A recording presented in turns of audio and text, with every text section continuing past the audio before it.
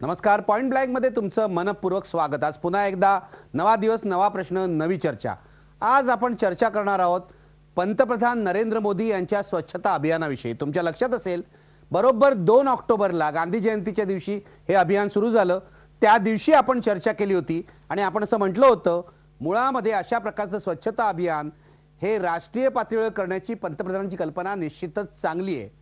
पण गेल्या महिन्याभरात या अभियानाचं काय झालंय याचा एक लेखाजोगा आपण आज घेणार आहोत. याचं कारण असं आहे, काही ठिकाणी खूप वाईट प्रकार घडलेले आहेत. लोक नुसतं फोटो काढण्यापुरतं स्वच्छता अभियान चालवतात आणि नंतर काही करत नाही असं दिसलेलं आहे. दिल्लीत असा एक प्रकार लक्षात आलेला आहे, ज्यामध्ये भारतीय जनता पक्षाचे दिल्लीचे अध्यक्ष सामील होते. त्यावरून गेले 2 दिवस गदारोळ चालू आहे. इंडिया इस्लामिक सेंटरमध्ये अशा प्रकारचा कार्यक्रम आयोजित करण्यात आला होता. तिथे कचरा नव्हता मुळात, पण कचरा गोळा करून आणून टाकण्यात आला आणि नंतर जे पाहुणे आले, ज्याच्यामध्ये भाजपचे दिल्लीचे अध्यक्ष सतीश उपाध्याय होते, यांनी हा कचरा साफ करण्याचं एक नाटक केलं. त्यामुळे सगळीकडे टीका सुरू झाली आहे. हे जे ब्रँड अँबॅसिडर आहेत, मग अमिताभ बच्चन असो, सचिन तेंडुलकर असो, नीता अंबानी असो, सगळीकडे जाऊन चांगला मेकअप करून सुटाबुटात जातात किंवा चांगले कपडे घालून जातात आणि कचरा साफ करण्याचं नाटक करतात. पण प्रत्यक्ष या देशातला कचरा साफ झालाय का? सफाई कामगारांची जी अवस्था आहे, ज्याबद्दल आपण 2 ऑक्टोबरला बोललो होतो, त्याकडे सरकारचं लक्ष वेधलं गेलंय का? मुळात भारतीय जनता पक्षाचे कार्यकर्ते हे अभियान किती गंभीरपणे घेत आहेत, या सगळ्या प्रश्नांची आपण चर्चा करणार आहोत. माझ्या सोबत आहेत नामवंत पाहुणे, माझ्या सोबत आहेत भारतीय जनता पक्षाचे प्रवक्ते अवधूत वाघ. ते आज आक्रमकपणे मोदींची बाजू मांडतील अशी माझी अपेक्षा आहे. माझ्या सोबत आहेत सुप्रसिद्ध कामगार नेते मिलिंद रानडे. तुम्हाला लक्षात आणून देतो की मिलिंद रानडे हे गेली अनेक वर्ष मुंबईतल्या कंत्राटी सफाई कामगारांमध्ये संघटना चालवत आहे. सफाई कामगारांच्या प्रश्नावर ते काम करत आहेत. माझा त्यांना प्रश्न असणार आहे की स्वच्छता अभियान ठीक आहे, पण या अभियानातले महत्त्वाचे मुद्दे काय आहेत? माझ्यासोबत आहेत डॉक्टर राजू वाघमारे, जे काँग्रेस पक्षाचे तरुण प्रवक्ते आहेत, आणि माझ्यासोबत पुण्याहून आहेत विश्वंभर चौधरी, जे गांधीवादाच्या वारशातून काम करतात, अण्णा हजारेंचे सहकारी आहेत. मला त्यांना विचारायचं आहे, गांधींचं अभियान आणि मोदींचं अभियान यामध्ये नेमका फरक काय आहे? पण ही सगळी चर्चा सुरू करण्यापूर्वी पाहूया नेमकं घडलंय काय दिल्लीत आणि भाजप का अडचणीत आलंय.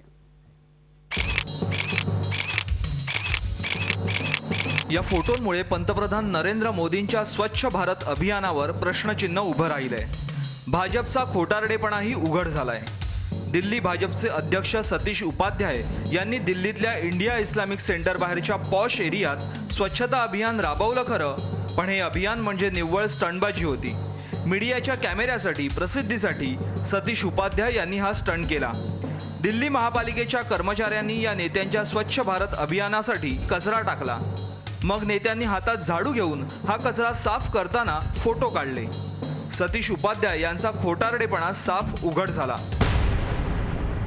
2 ऑक्टोबर पासून देशात पंतप्रधान नरेंद्र मोदी यांनी स्वच्छ भारत अभियान सुरू केलं आणि मोदींच्या मंत्र्यांना प्रसिद्धीची आयतीच संधी मिळाली. झाडांची 4 पानं, कागदांचे 10 बोळे साफ करण्यासाठी हातात झाडू अशी चित्र सर्वत्र छापून आली. आपल्या अंगाला घाण लागणार नाही याची काळजी घेत मग सेलिब्रिटीजनी रस्ते स्वच्छ करायला सुरुवात केली. सोशल मीडियावर फोटो टाकले. दिवस सत्कारणी लागला. पण म्हणून गेल्या महिनाभरात देश स्वच्छ झालाय का? तर त्याचं उत्तर नाही असंच येईल. आजही अनेक शहरांमध्ये गटारं आणि नाले कचऱ्यानं तुंबलेले दिसतात. त्यांना साफ करण्यासाठी सफाई कर्मचाऱ्यांना आरोग्य धोक्यात घालून त्यात उतरावं लागतंय. मोदींच्या अभियानाचं कौतुक करणारा सामान्य माणूस आजही लोकल ट्रेन किंवा बसमधून सर्रास कचरा बाहेर टाकतोच. एवढंच कशाला, भाजपच्या कार्यकर्त्यांना देखील अजून या अभियानाचं महत्त्व पटलेलं नाही, हे विधानसभा निवडणुकांमधल्या प्रचार सभा आणि विजयोत्सवातून दिसून आलंय. त्यामुळे फक्त अभियान सुरू करून भागणार नाही, तर लोकांची मानसिकता बदलण्याची सुद्धा गरज आहे हे स्पष्ट होतंय. त्यामुळेच स्वच्छता अभियान हा फार्स आहे का, असाच प्रश्न विचारण्याची वेळ आली आहे. मी चर्चेला सुरुवात करणार आहे. भारतीय जनता पक्षाचे प्रवक्ते अवधूत वाघ आपल्या सोबत आहेत. अवधूत वाघ, दिल्लीचे जे फोटो प्रसिद्ध झाले वर्तमानपत्रातून, गेले 2 दिवस सोशल मीडियावर सुद्धा अगदी ते सगळीकडे पसरलेले फोटो आहेत. तुमच्या पक्षाचे दिल्लीचे अध्यक्ष खोटेपणा करतायत. कचरा नाही तिथे कचरा साठवला जातोय आणि साफ करण्याचं नाटक केलं जातंय. काय म्हणायचं? नरेंद्र मोदींची चांगली कल्पना होती ती चांगली आहे. हो, गांधीजींची कल्पना नरेंद्र मोदी राबवतात. ह्या दोन्ही कल्पना चांगल्या आहेत हे तुम्ही म्हणालात, त्याबद्दल आपले आभार मानतो. पहिली गोष्ट म्हणजे कुठचीही चांगली कल्पना ज्यावेळी आपण इम्प्लिमेंटेशन करायला जातो आणि ती विस्तृत स्वरूपामध्ये करतो त्यावेळी काही त्याच्यामध्ये लकुना येतात, पण याचा अर्थ असा नव्हे की त्या कल्पनेवर आपण टीका केली पाहिजे. 2 ऑक्टोबरला गांधीजींच्या जयंतीच्या निमित्तानं आणि त्या दिवशी ही सुरुवात झाली होती. स्वतः महात्मा गांधी सुद्धा स्वच्छता कर्मचाऱ्यांच्या, स्वच्छता करणाऱ्या लोकांच्या अगदी घरात जाऊन, त्यांच्या वस्तीत जाऊन त्यांनी स्वच्छता घेतली होती. निखिलजी, कसं आहे की स्वच्छता हा आपल्या लाईफस्टाईलचा एक भाग असला पाहिजे. आपण भारतीय लोक स्वतःच्या पुरते अतिशय स्वच्छ आहोत. आपली घरं निर्मळ अजून असतात. वाघ, मला जरा माफ करा, तुम्ही हे सगळं सांगताय हे आम्हाला सगळ्यांना मान्य आहे.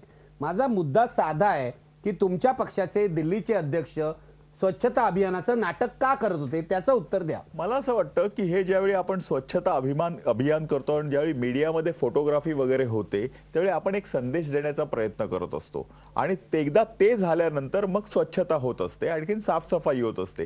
हे सिम्बॉलिक असतं, हे पण आपण लक्षात घेतलं पण म्हणजे पाहिजे. आता खोटेपणा करणं आवश्यक आहे. इथे खोटेपणाचा प्रश्न नसतो. कचरा नसताना कचरा टाकण्यात आला आणि मग साफ करण्यात आला, खोटेपणा नाहीये. नाही, मला असं वाटत नाही की आपण हा खोटेपणा, ग्लास भरलेला आहे की नाही, खरंच जर तिकडे कचरा नसेल तर मग काय करायचं? मग सिम्बॉलिकली आपण कचरा दाखवतो. करायचं का हेच मला कळत नाही. जर कचरा नाहीये तर स्वच्छता अभियान जिथे कचरा आहे तिथे जाऊन करा, झोपडपट्टीत जाऊन साफ करा जिथे कचरा आहे, किंवा एखादा कचऱ्याचा ढीग असेल चांगल्या भागामध्ये सुद्धा असतो तिथे करा, किंवा भाजपचं कार्यालय सुद्धा साफ करू शकतात. ते का नाही केलं? ते अतिशय चांगले प्रश्न तुम्ही विचारलेले आहेत, परंतु ही एक MLM आहे की एक सिरीज, एक उतरंड आहे. नरेंद्र मोदींनी 9 जणांची नियुक्ती केली. या 9 जणांनी आणखी 9 जणांची नियुक्ती करून या देशाच्या 140 कोटी लोकांना या टोटल मोहिमेवर आणायचं, असाच हा प्लॅन होता. त्यामुळे वेगवेगळ्या उतरंडीवर हे पण होईल. खोटेपणा झालाय तुम्हाला मान्य? अगदी निखिलजी, एक खोटेपणा झालाय तुम्हाला मान्य? निखिलजी, मान्य करा. अगदी अशी एक वेळ येईल की तुमच्या सोसायटीमध्ये सुद्धा काही काम लोक येतील आणि तुमची सोसायटी सुद्धा साफ होईल. ते बघूया. आपण गेल्या महिन्याभरात काय झालं याचा आढावा घेतोय. खोटेपणा झालाय तुम्हाला मान्य आहे? तुम्ही मोकळेपणाने मान्य करा खोटेपणा झालाय. तुम्ही जर अशी अपेक्षा करत असाल की एखादी मुवमेंट संपूर्ण भारत एका महिन्यामध्ये साफ होईल, अशी माझी अजिबात अपेक्षा नाही. तर मला वाटतं ही अपेक्षा थोडी भाबडी होईल. दिल्लीची पार्लमेंट स्ट्रीट सुद्धा अजून एका महिन्यामध्ये साफ झालेली नाहीये. देश सोडून द्या. मला राजू वाघमारे तुम्हाला या चर्चेत आणायचे. तुम्ही बघितली ती दृश्य काय आहेत, भाजपचे मंत्री काय करतायत. माझं म्हणणं आहे सतीश उपाध्याय एकटेच नाहीत, तर जे ब्रँड अँबॅसेडर आहे, अमिताभ बच्चननी ग्लोव्ज घालून साफसफाई केली, सचिन तेंडुलकरनी केली, नीता अंबानी आणि त्यांच्या सगळ्या कंपनीच्या अधिकाऱ्यांनी कोट टाय लावून साफसफाई केली. काय म्हणायचं याला, ही ढोंगबाजी आहे का?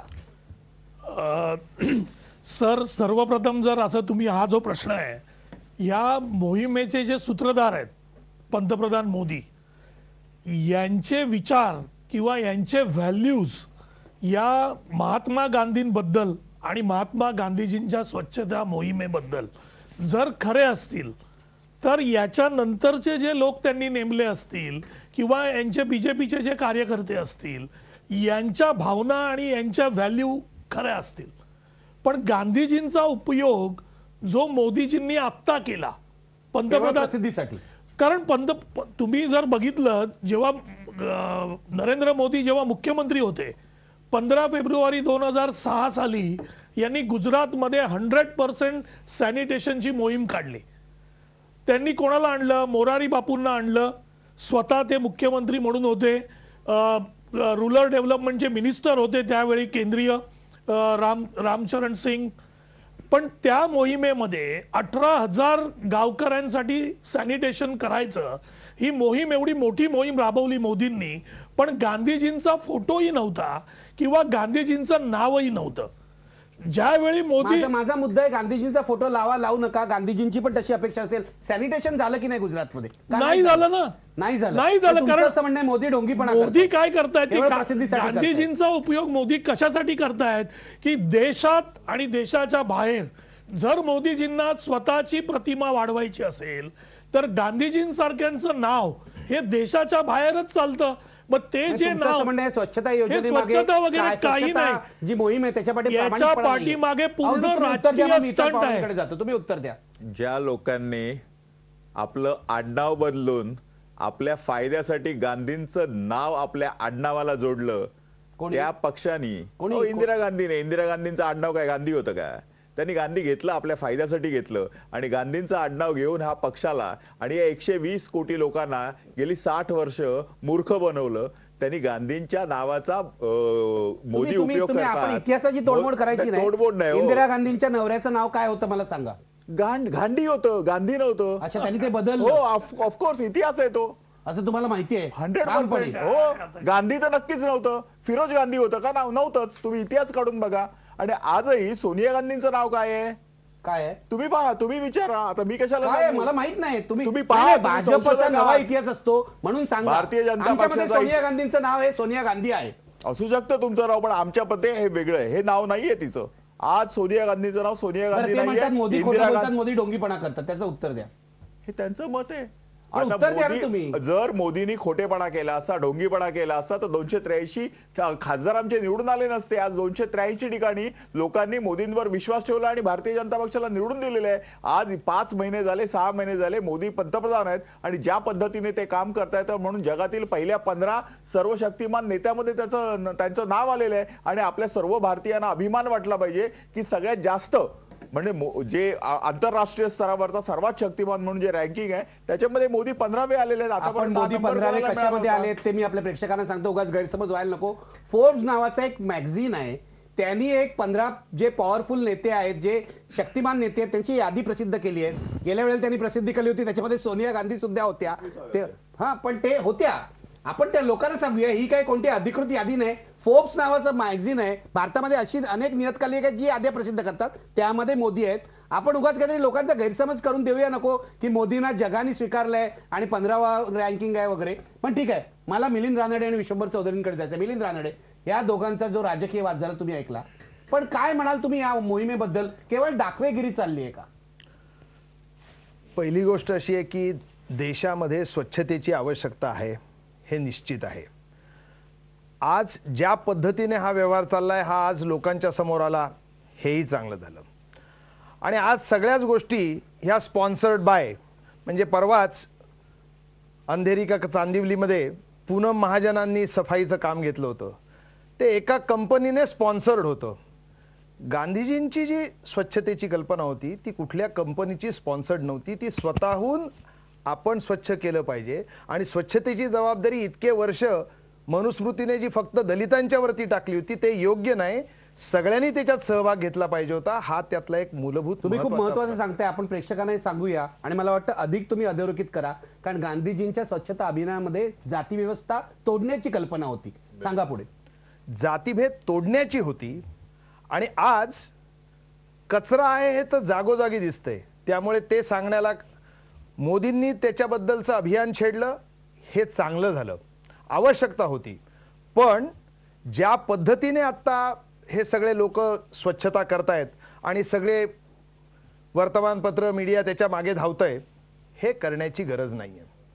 त्यांनी जर काय करायचं असेल तर ते व्रत घेऊन कायमपणे केलं पाहिजे.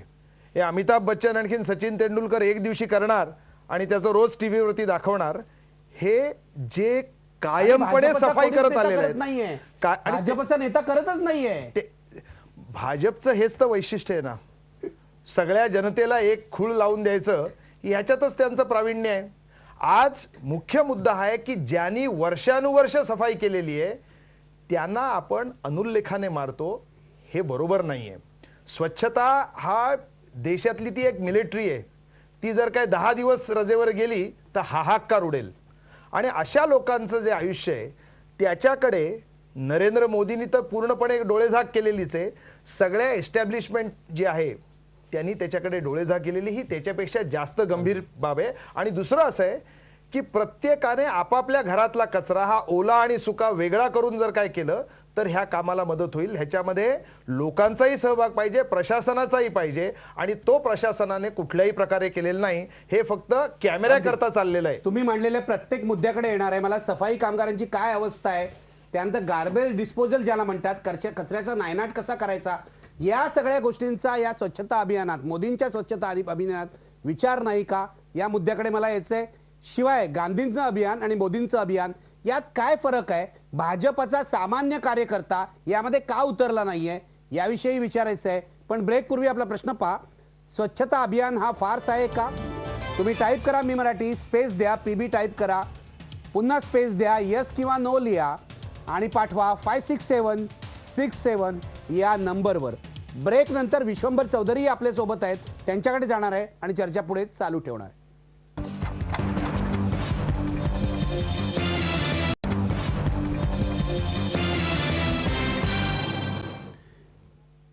ब्रेक नंतर आपण जाऊया थेट पुण्याला.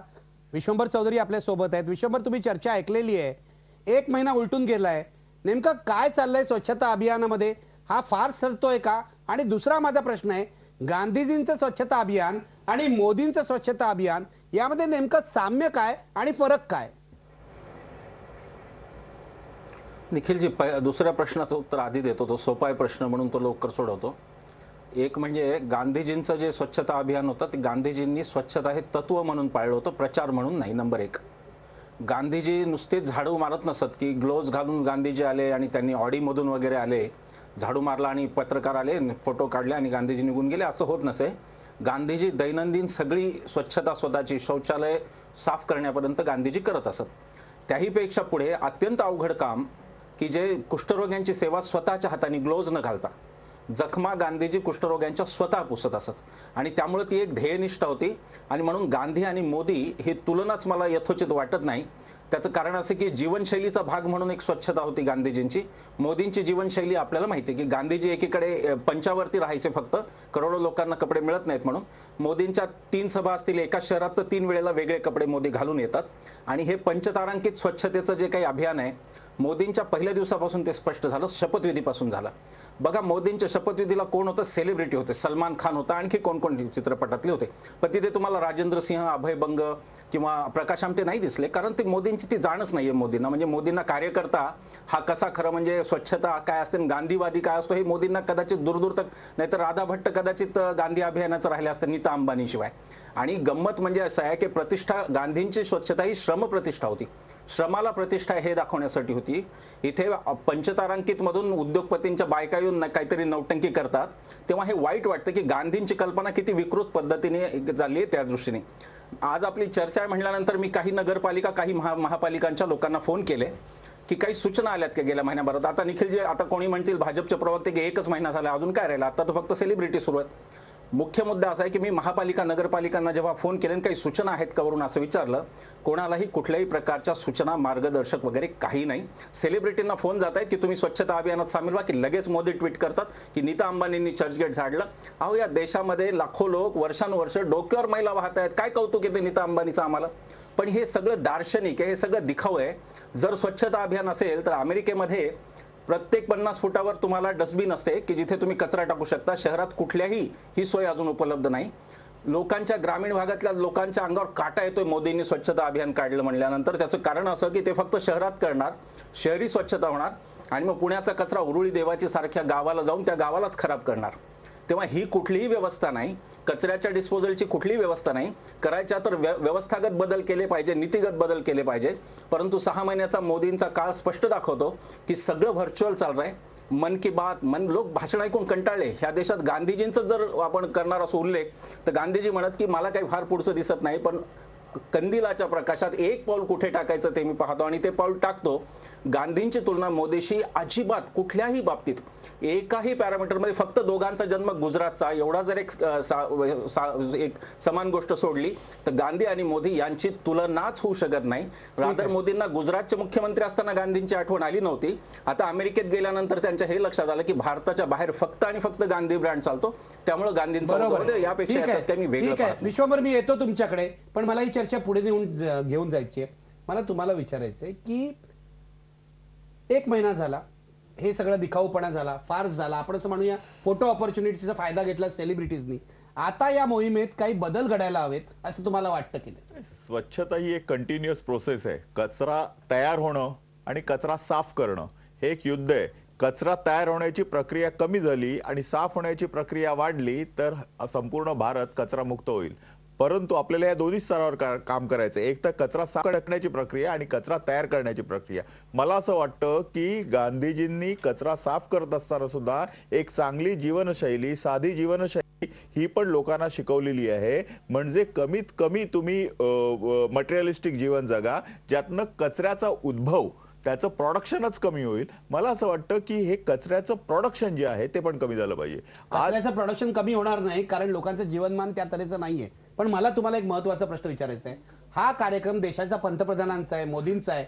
मग भाजप पक्ष म्हणून भाजपचे कार्यकर्ते, गांधीवादी कार्यकर्ते हा कार्यक्रम आयुष्यभर राबवत होते. भाजपचे कार्यकर्ते हा कार्यक्रम का राबवत नाहीयेत? भारतीय जनता पक्षाचे कार्यकर्ते म्हणून हा राबवत नाहीयेत, परंतु या देशाचे नागरिक म्हणून या कार्यक्रमामध्ये सहभागी झालेले आहेत. भारतीय कुठे जनता राबवतायत, कुठे काय करतायत? जिथं जिथं उतरंड आहे त्या त्या ठिकाणी राबवतात आहेत. उदाहरणार्थ मी घाटकोपरमध्ये हा कार्यक्रम राबवलेला आहे. आता पूनम महाजनांचं नाव घेतलं त्यांनी, त्यांनी चांदिवलीमध्ये सुद्धा तेच केलं, फोटो ऑफ केलेलं आहे. आता ही राजकीय टीका आहे, परंतु मुंबईमध्ये ही राजकीय टीका आहे आणि ही राजकीय टीका हे लोक करतच राहतील. याचा अर्थ कार्यक्रम झाला नाही असं नाही.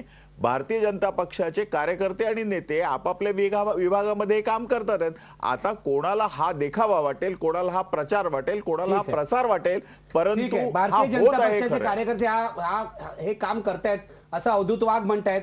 तुम्हाला पटत असेल तर तुम्ही बघा, किंवा पटत नसेल तर चेक करा. भारतीय जनता पक्षाचे कार्यकर्ते खरोखरच कचरा साफ करतायत का? मला मिलिंद रानडे, ही चर्चा तुम्ही जे मगाशी मुद्दे मांडले की खरोखरच भारत स्वच्छ व्हायचा असेल तर काय काय केलं पाहिजे, म्हणजे आपण आपला कचरा टाकू नये वगैरे, हे तर फार बेसिक झालं. पण मी सफाई कर्मचाऱ्यांची अवस्था, सफाई कर्मचाऱ्यांकडे या देशातलं सरकार बघत नाहीये, काय म्हणाल तुम्ही? भारतातल्या सर्व शहरांमध्ये, सर्व राज्यांमध्ये सफाई कामगार हा एक वंचित विभाग आहे. मग तो कायम स्वरूपाच्या नोकरीतला असो किंवा कंत्राटी असो. कंत्राटी असेल तर त्याचं आयुष्य हे त्याच्याही पेक्षा भयावह आहे. म्हणजे आज दिल्लीमध्ये कंत्राटी सफाई कामगार लावलेले आहेत, त्यांना किमान वेतनापेक्षा कमी पगार मिळतो. यूपीमध्ये संपूर्ण राज्यामध्ये संविधा कामगार या नावाने म्युनिसिपल कॉर्पोरेशन्सनी सफाई कामगार लावलेले आहेत आणि त्यांच्याकडनं स्टॅम्प पेपरवर लिहून घेतलेलं आहे की मी युनियन करणार नाही, मी कोणतीही मागणी करणार नाही, मी परमनन्सी मागणार नाही. आज मुंबई शहरापासून ते पुण्यापासून महाराष्ट्रातल्या सर्व ठिकाणी, आज कोल्हापूरमध्ये किमान वेतन कामगारांना मिळालं नाही म्हणून आम्हाला कोर्टात जावं लागलं. 2 वर्ष लढल्यानंतर आज 3 कोटी किमान वेतनाची थकबाकी. पायामधनं काटा गेला, खिळा गेला आणि वरून बाहेर आला. काम करताना ऍक्सिडेंट झाला. मुंबई महानगरपालिकेत राजाराम यादव म्हणून आमचा कामगार मेला. पालिकेने सांगितलं हा आमचा कामगार नाही, कॉन्ट्रॅक्टरने सांगितलं आमचा कामगार नाही. त्या कामगाराकडे कोणतंही प्रूफ नाही. आम्हाला त्याची मृतदेह घेऊन पालिकेच्या दरवाजात नेऊन ठेवावा लागला. अशा तऱ्हेचं आज त्या ठिकाणी भांडावं लागतं. सोलापूरमध्ये आत्ता या क्षणी कामगारांना किमान वेतन मिळत नाहीये. आज सगळ्यात मोठे असं तुम्ही नाव घ्याल त्या ठिकाणी ही पद्धत चाललेली आहे. कोल्हापूरमधलं सांगितलं, सोलापूरमधलं सांगितलं, नवी मुंबई एक शहरच्या शहर वसवलं. गणेश नाईक लेबर मिनिस्टर होते, त्यांच्याच ताब्यात ते होतं. पण दिव्या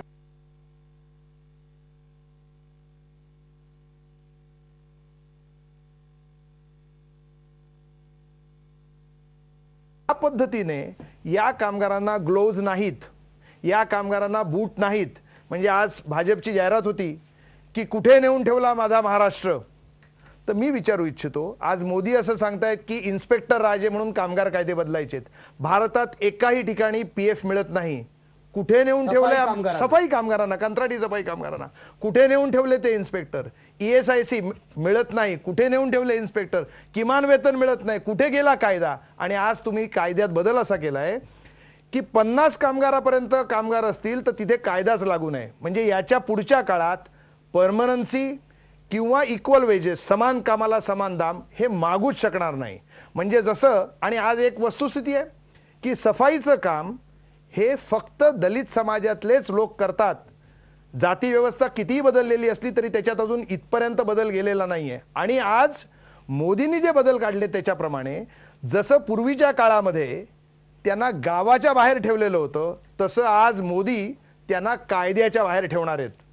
म्हणजे होणार आहे काय, दलितच काम करणार आहे, फक्त प्रॉव्हिडंट फंड नसणार आहे, ESIC नसणार आहे, परमनंट नोकरी नसणार आहे, पेन्शन नसणार आहे, आणि त्याला अशा पद्धतीने मारायचंय. मगाशी जे तुम्ही चित्र दाखवलं त्या गटारात उतरून त्याला काम करावं लागतं, त्याला कोणी हॉटेलमध्ये घेत नाही, त्याला बसमध्ये घेत नाही, आणि असं जीवन त्यांच्या वाट्याला आहे. आणि या जीवनाबद्दल संपूर्ण एस्टॅब्लिशमेंट ही गप्प आहे. आणि तुमचा जो दुसरा भाग होता की हा कचरा घालायचा असेल, आपण एक ब्रेक घेऊया मिलिंद रानडे, आणि मी त्याकडे येतो. कारण गार्बेज डिस्पोजल, कचरा कसा नष्ट करायचा, हे सुद्धा हा सुद्धा महत्वाचा मुद्दा आहे. पण आत्ता जो मुद्दा मांडला, सफाई कामगारांची ही भयंकर अवस्था आहे.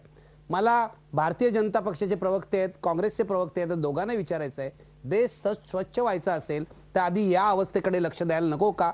एक फोटो ऑपॉर्च्युनिटी येईल, एक फोटो काढला जाईल, कुणीतरी साफ करताय, सेलिब्रिटी आला, पण सफाई कामगार जो नरकात अक्षरशः सडतोय त्याच्यासाठी आम्ही काहीच करणार नाही का? हा खरा प्रश्न आहे. ब्रेक पूर्वी आपला प्रश्न पहा, स्वच्छता अभियान हा फार्स ठरतोय का? तुम्ही तुमचं मत कळवा, टाईप करा मी मराठी, स्पेस द्या, PB टाईप करा, पुन्हा स्पेस द्या, येस किंवा नो लिहा आणि पाठवा 56767 या नंबरवर. ब्रेक नंतर पुन्हा भेटूया.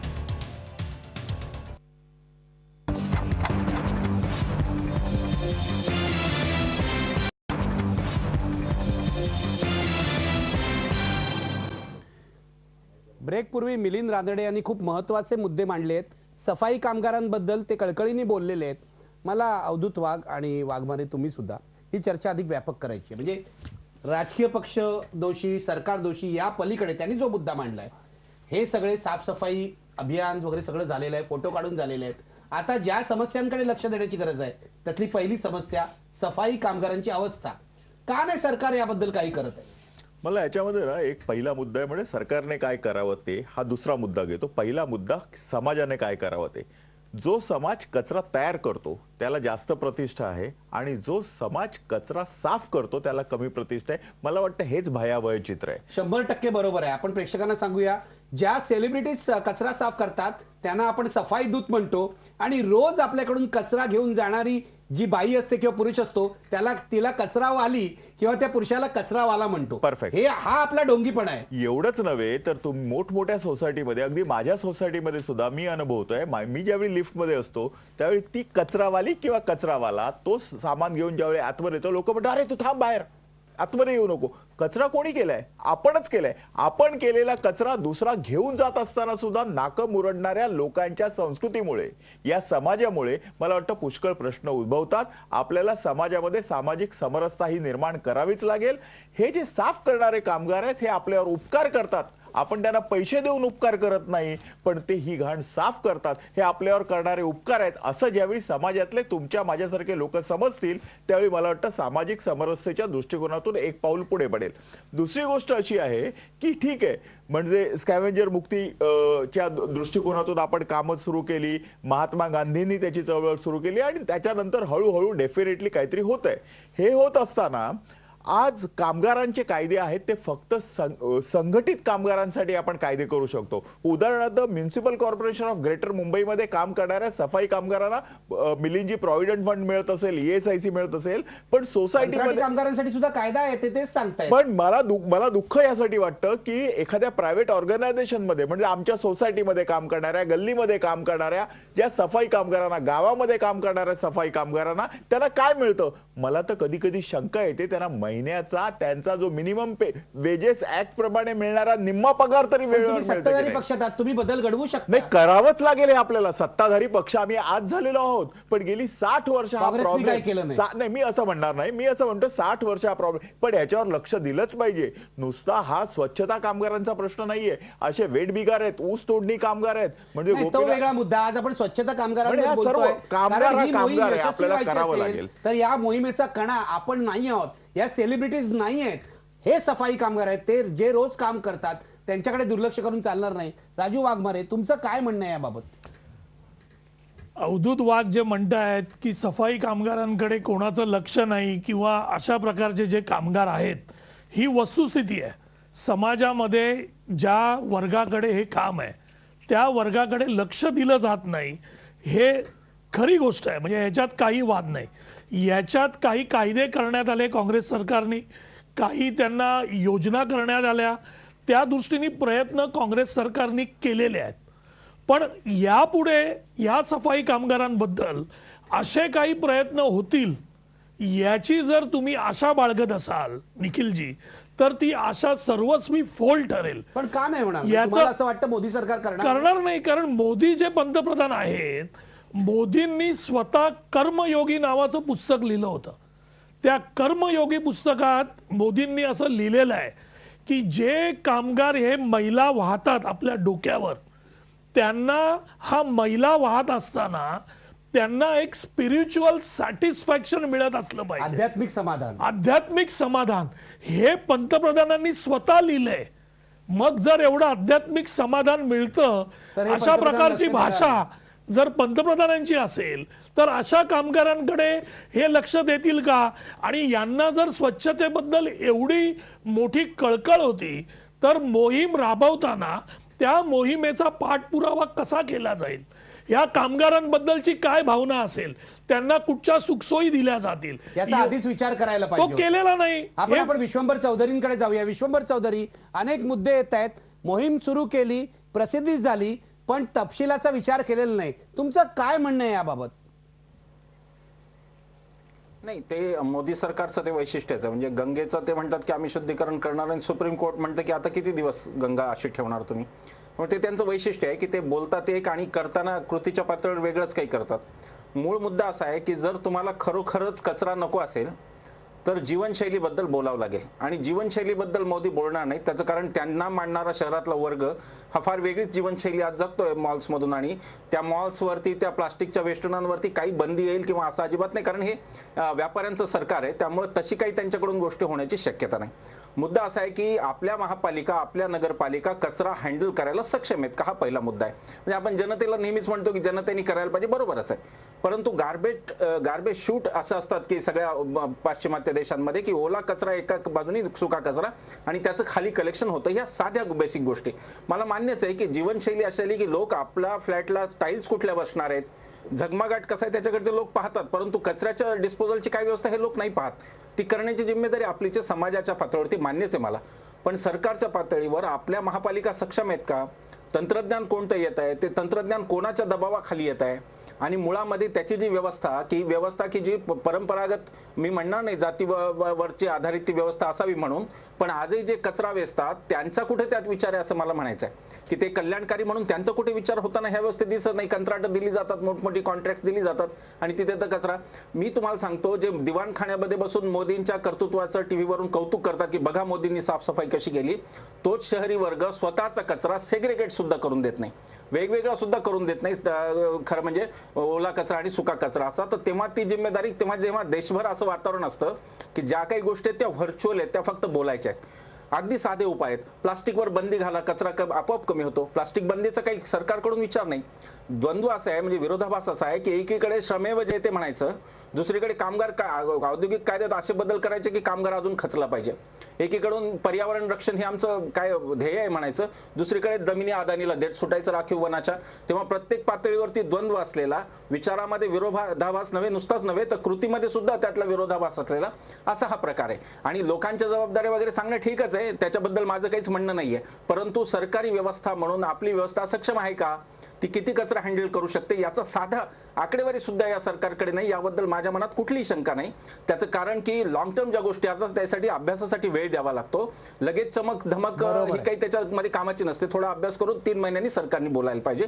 त्यांना घाई खूप झाली आहे, त्यामुळे प्रत्येक गोष्टीचं नवीन टूम निघते. दर महिन्यात वेगळी टूम निघून नवीन काहीतरी होत राहतं, मोदींचं कौतुक होत राहतं. याच्या पुढे काही वेगळं साध्य होतं असं वाटत नाही. बरोबर आहे. काही तपशीलवार विचार न केल्यामुळे मोदी सरकारचं आणि त्यांच्या योजनांचं असं होत आहे. स्वच्छता अभियानचं तसंच होत आहे का, हा खरा प्रश्न आहे. ब्रेक पूर्वी आपला ओपिनियन, आपला SMS पोल काय आहे ते जरा बघूया. बघा पडद्यावर बघा. आपला प्रश्न जो आहे, स्वच्छता अभियान हा फार झालाय का, तुम्ही पडद्यावर बघू शकता. 71% लोक म्हणतायत होय, स्वच्छता अभियान हा फार झालेला आहे. 1 महिन्यापूर्वी बहुसंख्य समाज या स्वच्छता अभियानाचं कौतुक करत होता. आता 71% लोक म्हणतायत की हा फार झालाय.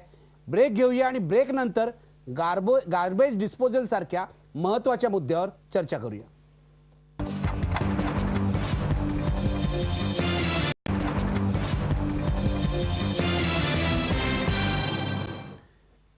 मी आता एका अत्यंत महत्त्वाच्या मुद्द्याची चर्चा करणार आहे, कारण त्या मुद्द्याची चर्चा केली नाही तर ही स्वच्छता मोहीम अजिबात यशस्वी होणार नाही. मिलिंद रानडे, कचरा आपण गोळा करतो, पण कचऱ्याची विल्हेवाट कशी लावायची, गार्बेज डिस्पोजल ही एक मोठी समस्या बनून राहिली आहे. काय सांगाल याबद्दल? सरकारने याबद्दल विचार केला नाहीये का?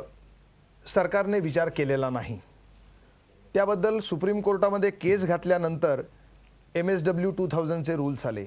ते रूल्स सुद्धा आजपर्यंत पाळले गेलेले नाहीत. मुंबईचंच उदाहरण घेऊया. सगळ्या मुंबईमध्ये कचरा तयार होतो आणि तो डम्पिंग ग्राउंडला नेऊन टाकायचा, एवढंच काम आहे. मुंबईचं जे डम्पिंग ग्राउंड आहे ते अवाच्या सवा वाढत गेलेलं आहे. त्याच्या भोवती घरं व्हायला लागली आणि मग घरांनी सांगितलं की आम्हाला इथे घाण येते म्हणून ते बंद करा. आज भाग असा आहे की प्रत्येक वॉर्डातला कचरा हा त्या वॉर्डामध्येच डिस्पोज ऑफ झाला पाहिजे. पण जे श्रीमंतांचे साऊथ मुंबईतले वॉर्ड आहेत त्यांना ते तिथे नकोय. तो सगळा कचरा गरीब देवनारमध्ये येतो. पण हे होऊ शकतं, म्हणजे हे होऊ शकतं आणि वास घाण न येता होऊ शकतं. जगात सगळीकडे होतं. आपले जे एक BRC मधले सायंटिस्ट आहेत शरद काळे म्हणून, त्यांनी हे कसं होतं याचं उदाहरण दाखवून दिलेलं आहे. आणि ते उदाहरण त्यांनी जे दाखवलं ते या सरकारला आणि म्युन्सिपालिटीला नको.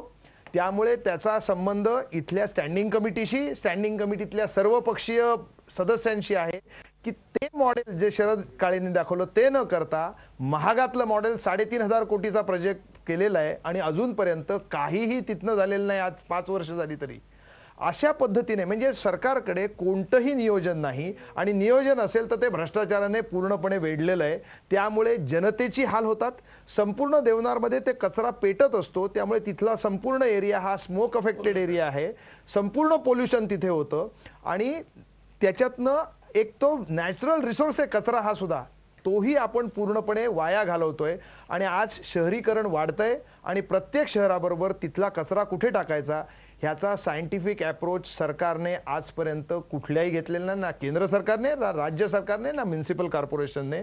जे प्रयत्न झालेत ते मी असं म्हणेन कचऱ्याच्या नावाने पैसे खाण्याचे. कारण ह्या सगळ्या कंत्राटदारांचं असं म्हणणं असतं की कचरा खाते में कचरे जैसा पैसा आहे आणि हा पैसा फक्त फुकट गेलेला आहे आणि लोकांच्या आयुष्याशी खेळ झालेला आहे, कामगारांच्या सुद्धा आणि जनतेच्या सुद्धा.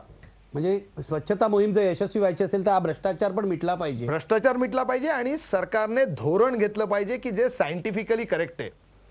राजू वाघमारे, मला तुम्हाला विचारायचं आहे की आपण आपल्या घरापासून सुरुवात करू. मगाशी चर्चा झाली, विश्वंभर चौधरी म्हणाले सुका आणि ओला कचरा सुद्धा आपण वेगळा करत नाही. म्हणजे ह्या पुढच्या गोष्टी सरकारची जबाबदारी आपण बोलतोय. नागरिकांच्या पातळीवर कुठून सुरुवात करता येईल? नागरिकांच्या पातळीवर जर सुरुवात करायची म्हणाली तर मी तर असं म्हणेन की सुरुवातीला आपण शाळेपासून प्रत्येक मुलांना आपल्या शाळेमध्ये ज्यावेळी आपण शिकवतो त्यावेळी गार्बेज या विषयाबद्दल आपण काही बोलतच नाही. त्याची सुरुवात शाळेपासून जर केली तर एक सुज्ञान नागरिक तयार होतील. आणि ज्यावेळी BMC मध्ये आपण फायरची परमिशन घेतो बिल्डिंगला किंवा बाकीच्या परमिशन्स घेतो, त्या परमिशन बरोबर गार्बेज डिस्पोजलची तुमच्याकडे काय सोय आहे आणि ती सोय कंपल्सरी केल्याशिवाय तुम्हाला OC मिळणार नाही. अशा प्रकारची सुरुवात जोपर्यंत सरकारकडून केली जात नाही तोपर्यंत या कचऱ्याची वाट जी आपण ओला आणि सुका कचरा म्हणतो ती होणार नाही. आणि दुसऱ्या बाजूला ज्यावेळी सरकार की कितीतरी देशांमध्ये असं चालू आहे की कचऱ्यापासून वीज निर्मिती केली जाते, कचऱ्यापासून वेगवेगळ्या प्रकारच्या भट्टीसाठी लागणारी साहित्य तयार केली जातात किंवा इंधन तयार केले जातात.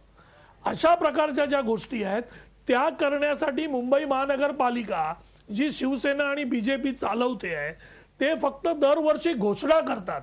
आजपर्यंत त्यांनी हा प्रकार जो आहे तो सायंटिफिक रित्या करण्यासाठी जगातल्या ज्या कंपन्या मुंबई महानगरपालिकेमध्ये आल्या होत्या, तुम्ही सेना भाजपला दोष दिलाय, पण काँग्रेस राष्ट्रवादी असलेल्या महापालिकेत सुद्धा हेच चाललेलं आहे. नाही, पण तुम्ही पुण्याला बघा, पुण्याला कचऱ्याचा प्रश्न इतका तीव्र झालेला आहे. माझं असं म्हणणं आहे की प्रत्येक महानगरपालिकेने हे करणं आवश्यक आहे. पण मुंबई सारखी महानगरपालिका जी आहे की जिची कचऱ्याची व्याप्ती अवाढव्य आहे, तिने अशा विचार केला पाहिजे. महानगरपालिकेने पहिल्यांदा विचार केला पाहिजे. ठीक आहे, मी पुन्हा एक ब्रेक घेतो. खूप गुंतागुंतीचा मुद्दा आहे. मला वाघ तुमच्याकडे यायचं आहे, कारण खरोखरच भारतीय जनता पक्षाने आणि नरेंद्र मोदींनी या सगळ्याचा गंभीरपणे विचार केला तर कचऱ्याची परिस्थिती, स्वच्छतेची परिस्थिती बदलू शकते. मी ब्रेक नंतर अवधूत वाघ आणि विश्वंभर चौधरी यांच्याकडे येणार आहे. माझा वेळ संपत चाललेला आहे, पण ब्रेक नंतर पुन्हा भेटूया.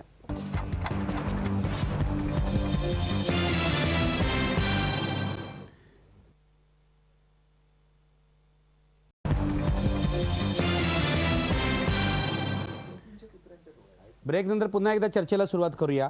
आत्ता जे गंभीर मुद्दे मांडले, मिलिंद रानडेंनी मांडले, वाघमारेंनी मांडले, सरकार म्हणून तुम्ही आतापर्यंत तुम्ही काही केलं नाही असं मी म्हणत नाही, कारण सरकार येऊन फार दिवस झालेले नाही, 6 महिनेच झाले.